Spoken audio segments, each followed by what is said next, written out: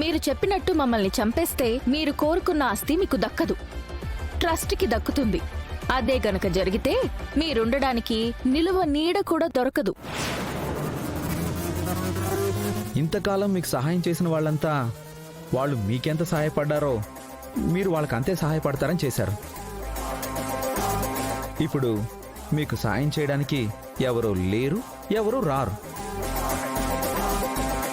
మీకున్న దిక్కల్లా మా నాన్న ఒక్కరే. కాబట్టి ఇప్పుడు మీకు కావాల్సింది మా ఆస్తులు కావు, మీరుండడానికి ఆశ్రయం. మీకు కావాల్సింది మా నాన్న ప్రాణాలు పోవడం కాదు, మా నాన్న ప్రాణాలతో ఉండడం. రాత్రి మీరు చెప్పారు కదా విజయాంబిక గారు, అదేదో ఆట మొదలు పెట్టాలి అని. ఏం ఆట అమ్మాయి గారు అది? చదరంగం రాజు. చదరంగం.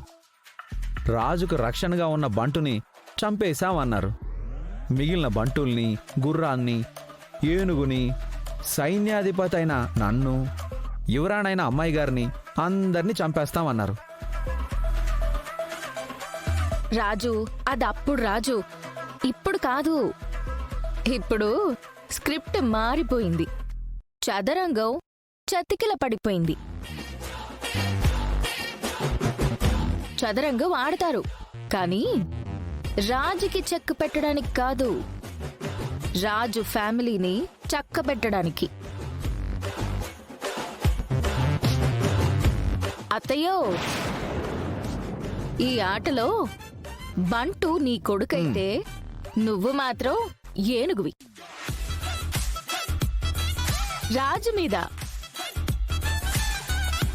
అదే అత్తయ్య, మా నాన్న మీద ఈగ కూడా వాలకూడదు.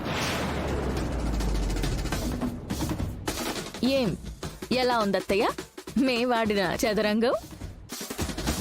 మాటలు లేవు, మాట్లాడుకోవడాలు లేవు అంటారా అమ్మాయి గారు? ఆ రాజు ఎలాంటి రాంగ్ స్టెప్లు వేయలేదు కదా? అస్సలు వేయలేరు అమ్మాయి గారు. వీళ్ళు ప్లాన్ చేసిన ఆటలో ఒక్కొక్కరిని చంపుకుంటూ వెళ్ళాలి.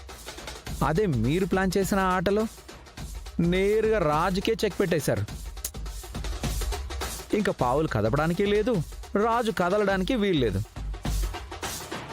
ఆ దెబ్బ అదుర్సు కదా రాజు? అదుర్సే అదుర్సు అమ్మాయి గారు. అత్తయ్యో,